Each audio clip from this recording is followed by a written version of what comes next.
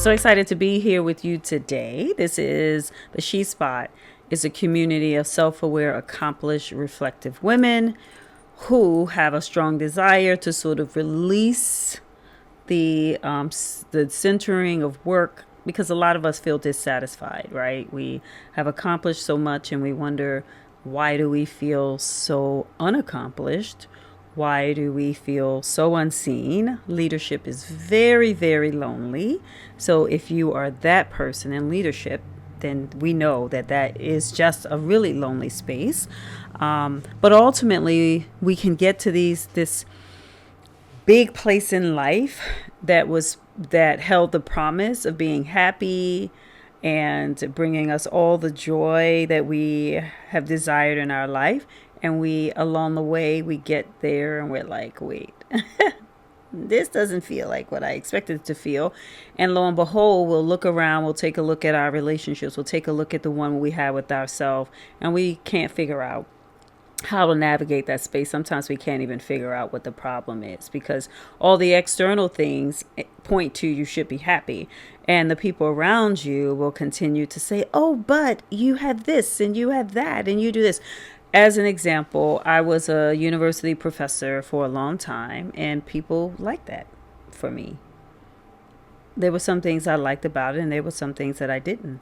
And the things that I didn't were real things, like the amount of money that you get paid, the amount of work that you're asked to do with the little bit of money that you're making, the politics that are involved. There were some things I liked a lot. The flexibility, the research that I got to do, the students that I got to meet, seeing my students go off and do great things.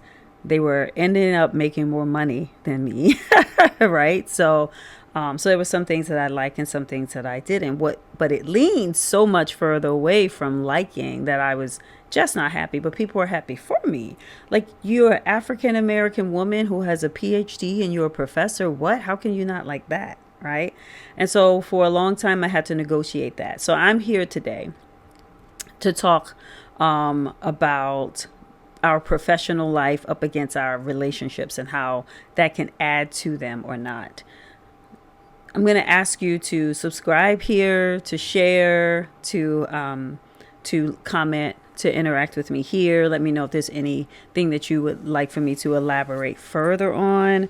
I also want to say that depending on where you are and what you're dealing with and what you're struggling with, I want to offer some space for you too. So if you feel like you would want to have some personal time for me, there are some options there as well. Okay. But today I want to talk about relationships. Okay. Because those are the things we know that to be good professionally, we got to network. We got to stay in the loop. Sometimes we're in that grapevine. Your girl did not like the grapevine. And that really, I'm going to say probably limited some things for me, but not really. I just didn't like it. I had work to do. That's what I was there to do. And I never have been like a social butterfly, and I'm still not. But I have great relationships, and that's the win for me, right? So, but these relationships are important they are the vibe of them, the energy of them, the quality of them ripples into so many other areas of our lives. But today I want to talk about your personal relationships, because the personal relationship really is the core of all of your relationships. And that personal relationship begins with the personal relationship that you have with yourself. If you don't have a relationship with yourself, a good, healthy personal relationship with yourself, so much of what you're doing on a daily basis is performative. That confidence is not there. That esteem is not there. That belief that you can do it is not there. That's why you're working so hard, because you are compensating for the lack that you feel, and you're trying to hide that in a big way. And no matter how many times you save the agency or you get that report done, and for me, that research or that conference that you get to go to, or that you are able to support your students, for me, with going to grad school, whatever they were never going to be enough until I was enough for me. And once I became enough for me, I lost the desire and the taste to overwork and to perform. to overwork or overperform. Let me say overwork or overperform. It was not anything that I was going to be engaging in. And it took phases, right? It wasn't something that happened overnight, because you can't see yourself until you see yourself. But today I want to talk about your personal relationships, and the fact that, and the idea of this being kind of that invisible engine that helps to power so much of what you experience in your life, but also what you experience at work. If we think about having high quality relationships professionally, right? We're not just going to dump into a collaboration with somebody. Generally, sometimes we might. That's a part of getting to know someone, and but if there's a really big high stakes project, you're going to want to vet who you are working with, right? We want to know as much about them as we could and as we can, and we're going to do that work. And we don't always do the same when it comes to our personal relationships. So the first thing I kind of want to talk about is, and I might just continue with this theme, but I definitely want to talk about those intimate relationships. But I promise you, it is a reflection of the relationship you have with yourself. Your intimate relationship is the relationship that you have with your kids, the relationship that you have with your money and your job, and all that is a reflection of what you really feel and think about yourself. Ask me, I know. I am the work in progress. I don't know if I'm ever going to win there, because I really do believe that depending on what your baseline is, like how you were raised, I keep saying that because it comes down to that, right? Who raised you and how they raised you, and whether they saw you and loved you and held you up and supported you in ways that were healthy, then your road, your journey to self-acceptance, to self-love, to self-value may be a little different than others. And you're going to have to really accept that. One thing that's true is that we can be upset by these people who mistreat us, who talk down to us, who abuse us, and we should be. But the crappy part about that is the healing is on you. Like, we can spend time with being angry with them and wanting them to apologize and make up for it. If they do, it helps you, but the healing really is on you. So depending on that is going to, and how you see yourself is going to determine the quality of your relationships. And so one of the things is these personal relationships, right? So a lot of times we build relationships based on this chemistry that we might feel for the other person, and in this case, a lover, right? Rather than trying to see if this person is somebody who you align with. Because that's a difference. Like, if you are, a lot of times we got to take a look at our type and how we are reinventing or repeating old patterns with different people.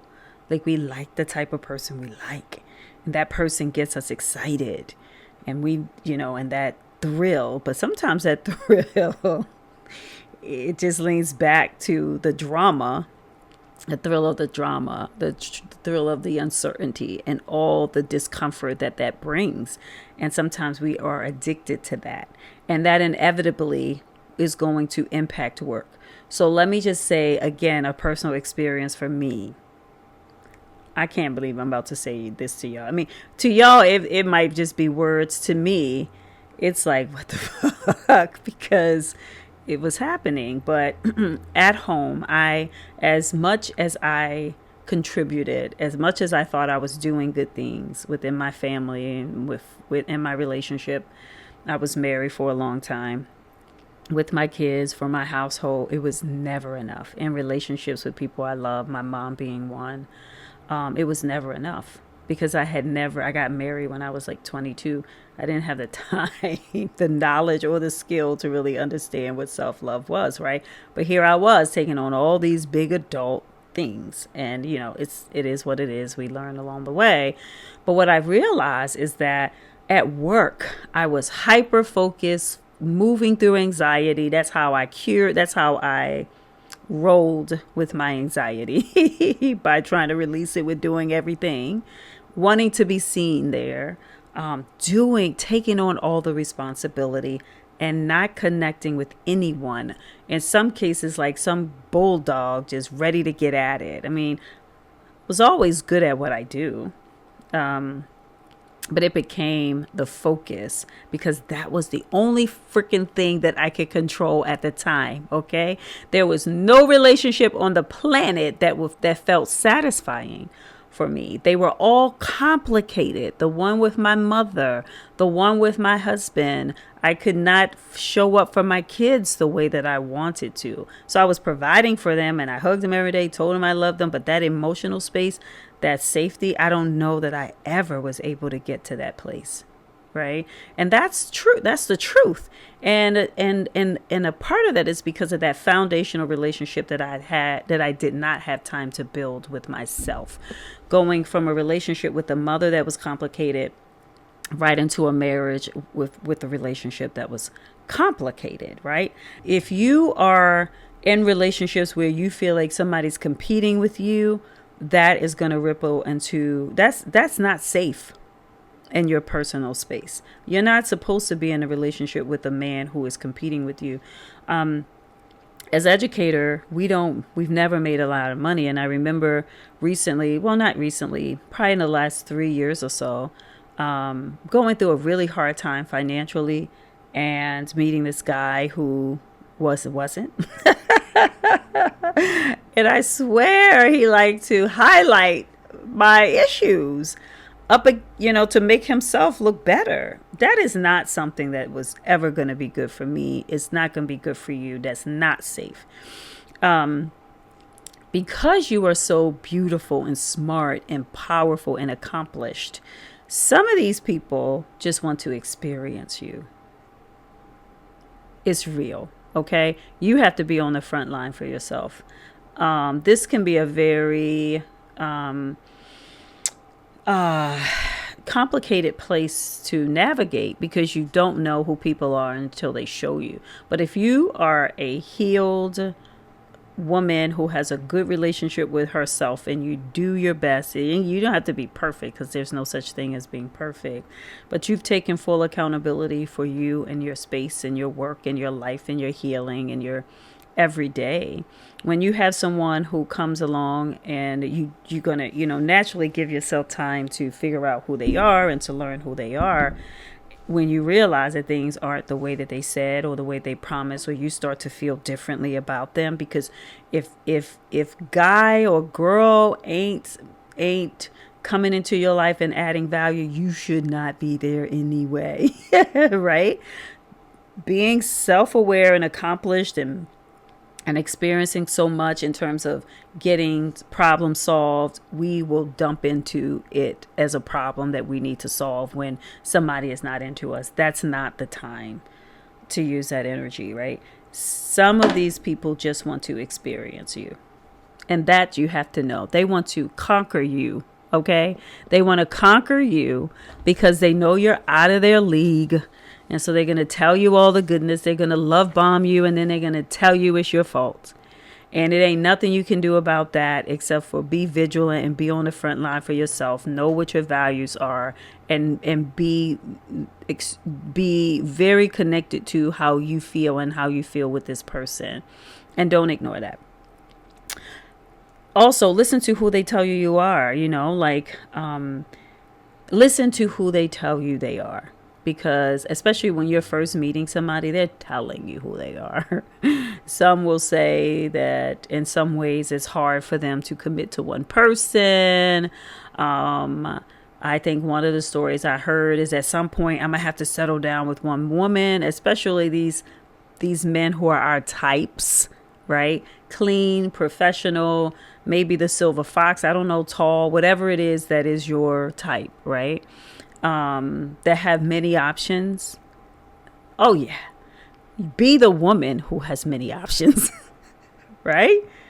Be the woman and don't be so desperate for what a man can bring. Provide that for yourself to the degree that you can. Because then you won't get caught up in that. So listen to who they tell you they are. Most of the time out the gate, they're telling you who they are. They are excited about their escapades. They're sharing these wonderful experiences they have with others. Like I said, one guy said at some point I'm gonna settle down because I meet a good one and then I think it gets better and it gets better and I just want more and I want more, and I keep saying to myself at some time I'm gonna have to settle down. Girl, he just said that to you. So he was my type too, right? And I already knew from that conversation that this dude wasn't gonna be for me. So I just encourage you to move away from your type and really begin to look at someone who aligns. So chemistry versus alignment. Because when the alignment is good, it feels differently. You're not on eggshells. You're not trying to perform. It's not work at all. And the best relationships for me have been those that play out that way, right? And you know how you feel when you're with someone. And if it's not feeling right and you can't talk through it, then it is really time for you to make a big decision, because it will impact you professionally and personally. You're not going to be happy. Another thing that can be really complicated in establishing quality personal relationships is the struggle that you can have with being vulnerable as a leader. And it makes sense, right? Because we're always the secure base. We're always the ones who know. We're always some people are going to be threatened by that paycheck and that title and your visibility. Some people are going to be threatened by all of that. You sometimes to avoid vulnerability, we move into managing those places and those relationships that should be where the foundation should be love and equal support, right? And vulnerability. We move into managing the relationship, managing the person, treating it like a social calendar rather than a love space. And some of us have to learn what a love space feels like. Again, depending on what your experiences are. With the right person, they're going to help you to get there, right? So I just mentioned the one time when I was just struggling in my life. This guy comes along with big promises and he ends up just kind of making me feel bad for having my human experiences, right? Experiences that everyone has. But my suffering or my struggle at the time made his head bigger. That does so much damage to you. It did so much damage to me, and it's not going to allow you to feel safe and be vulnerable here. You tried being vulnerable and they flipped it on you. You got to get up out of there. Do not negotiate. Don't turn on that problem solving mind that you have and turn this into a project or him into a project, or your relationship into a project to fix. The project is you. If you are turning that on in that moment, you become your own project. You need to lean back, sis, and you need to ask yourself, like, what am I doing? Why am I exerting this level of time and energy with this person who is not going to get where you want them? Because that's not where they want to be. They want you to experience you. They want you because it makes them feel powerful. They want you because you provide some secure base. Maybe you are providing them sex on a regular basis. Maybe you're a placeholder. But if you are in that space where you are looking at your relationship as a project, then you're not getting to that heart space. And that is where the magic happens. The right person will help you to get there. I know that one time I was talking to my therapist, because I see one regularly. And I was saying to her that I was afraid that some things would come out about, some shameful experiences that I had had. And that in my mind, because of those things, that I doubted after I divorced, if I was going to ever really find somebody or meet somebody who would be okay, who would be okay with me. I felt so much shame, right? And she said, Juanita, anybody who is interested in you will have conversations with you about whatever it is you feel. And I was like, okay, that was helpful. So that just being able to relinquish your leadership role and then to allow yourself to be vulnerable. I ain't saying it's easy. It's hard. So it's hard, but just work with it. Figure out what it looks like. Get support if you need it. But you're going to always hear me say, like, the sweet spot is just to heal. Because when I have healed and peeled back some of those layers, that me, that person, that esteem, that confidence, it all just happens naturally. The way I relate to people, meeting new friends and new people and taking on new initiatives, it happens naturally. I don't have to work for a thing. But then another thing I want to talk about with regard to quality relationships is being able to set those explicit boundaries, right? So understanding that when it comes to housework, let's say, or let's just use the kids as one, because some people say he's babysitting. The father of your kids babysitting, right? I didn't understand a lot of things when I was married, but one things I did know is he wasn't babysitting. They were his kids. He was sitting with his kids. But when it comes to other things around the house, who's owning it? Is the language around the house, I'm helping you with the dishes? Or are we owning the dishes when it's our turn to do dishes? That's a joint project, depending on the nature of your relationship. But as women, sometimes those roles don't roll off of us. Those traditional household roles don't roll off of us. It's our responsibility to renegotiate that, so that we have those those clear boundaries, because otherwise we're going to be unhappy, man. And we're going to be mad at other people. We're going to be taking it out on the people around us rather than having the conversations that we need to have and make sure that people are clear on our boundaries. And sometimes we don't want to talk about those because we're afraid that it's going to upset the space to the point where someone wants to leave us. People who love you are not going to leave you because you set boundaries. They're not. All right. So, but there are some consequences for hanging out in unhealthy relationships. So one of the things is that got to take deep breaths on this stuff, y'all, because listen, I'm talking about it. It's real stuff. Like, I have some of these things really hit me at my core. And you might hear me sometimes take deep breaths because I'm still working it through, because it was some real stuff when I was going through it, or maybe I just I don't know, for whatever reason, but it's real stuff, right? It's the stuff that we deem ourselves to be weak if we talk about, or if we admit, because we're strong and we're smart. We kind of want to hang our hat there, but we're not. We're also human, right? And if we can't be human for ourselves, meaning understanding that we have feelings and needs, and we're not going to be human to anybody else. We can't get mad when people see us as somebody who doesn't have needs, right? And we need to learn how to communicate those. And boundaries is one thing. So what happens if you're hanging around and these things in these unhealthy relationships? Well, one of the things is that your confidence is going to tank. Like, that's when you start putting on that mask every day.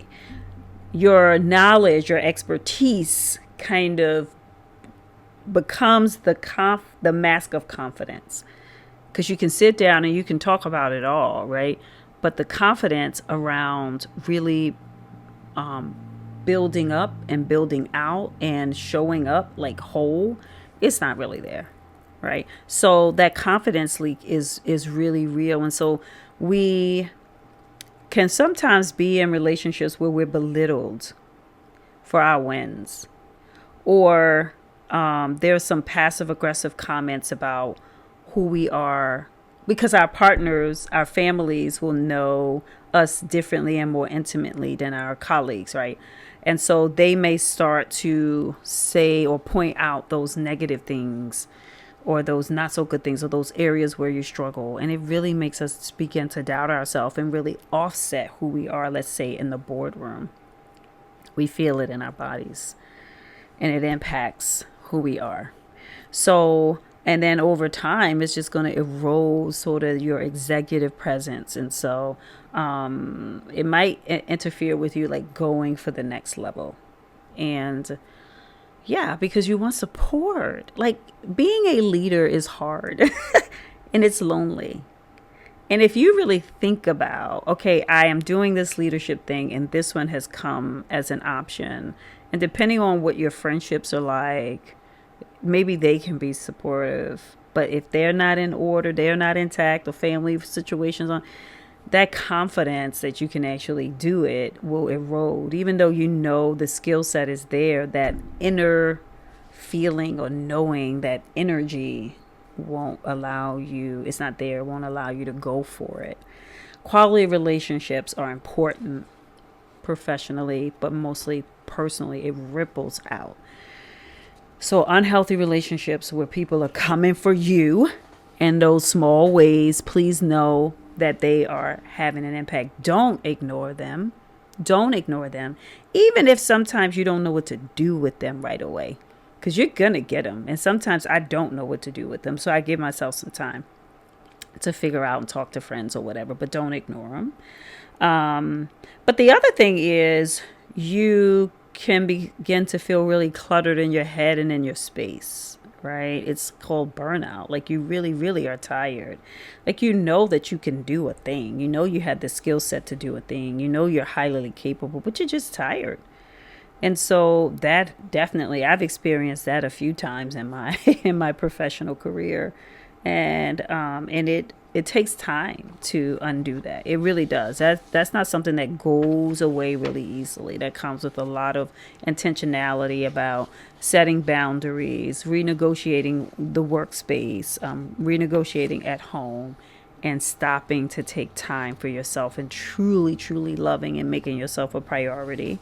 That's what that takes.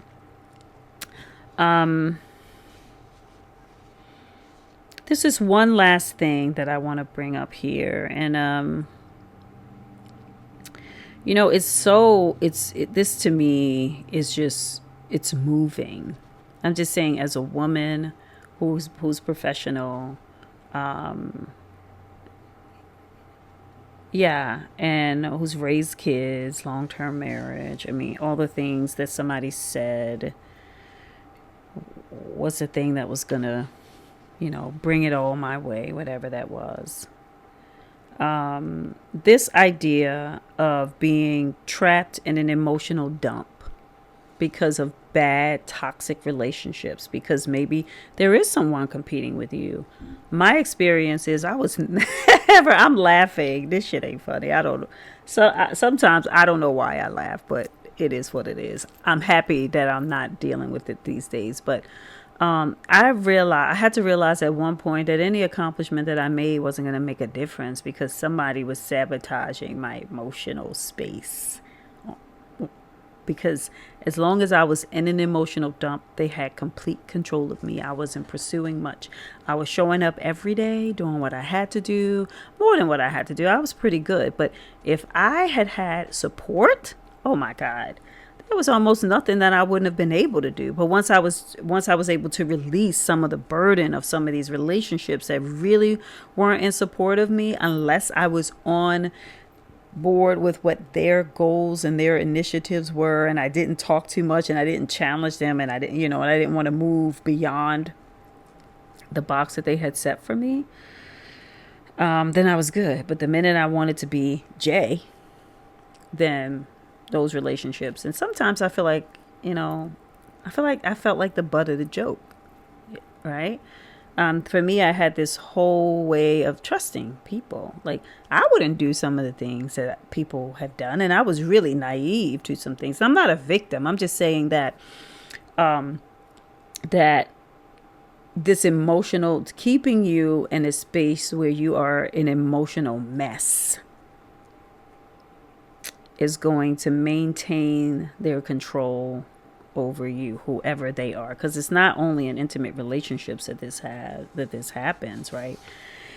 If you're in a place where someone's competing with you and they're rocking your boat, honey, it ain't much progress that you're gonna make in that. If somebody just wants to experience you and keeps pulling you in and out, and this can be anybody, it can be your children, it can be your parents. It just takes an unhealthy mind. It takes somebody who doesn't really understand what healthy relationships are, and it becomes your responsibility to listen to what your cues are about whether or not these relationships are healthy for you, and that comes down to how you feel in them, Like, are they reciprocal? Like, are they give and take? Do you feel like you are getting as much as you're giving, or are you leaving them impotent? I know that I left lunch with a friend, a female friend, feeling impotent one day. And I knew that was it. That was it for me. I had been so open with this person. And when I asked the same in return, it was just real short and very direct. And for some reason, that person wanted to be in my life, though. But it wasn't to have a reciprocal relationship that was vulnerable, and that was that included sharing their own messiness or their own concerns. It was for something else. And I, at that point, wasn't interested in hanging around to find out. So that's a different type of a relationship, right? But that intimate relationship is the core that ripples into all the other ones. And that relationship is the one that you have with yourself. How you feel about yourself, how you take care of yourself, how you're looking out for yourself before and above anyone else. That means your kids, and that means your husband or your partner or your work or your mama or your daddy. So we will say over and over again that we're inspired by our children. I just want to be my best self for my children. And maybe that worked for you for a while. When your children go up and start doing their own thing and they ain't thinking about you, then what? That's painful, right? It's all right. You're going to get through it. But I'm just saying that knowing and understanding that you have to be on the front line for you, that when you wake up in the morning, you're doing that for you. And that when you stop and give yourself time, you're not neglecting other people. You're taking care of you so that you can show up whole for other people.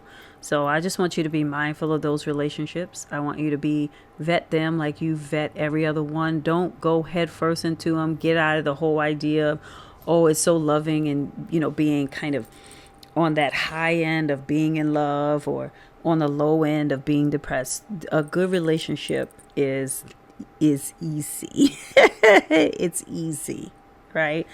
People who love you want to hear who you are and what you have to say. And when you love yourself and you can hear yourself, you're able to attract those people, and you're also able to show up for them that way too. I'm going to stop here. Just going to ask you to leave any comments that you have. Follow us on Instagram at the She Spot _Dr. J. I think that's what it is. Yes, and share this with your network of professional, self-aware, accomplished women, and let's get it. Okay, I will talk to you soon. Bye.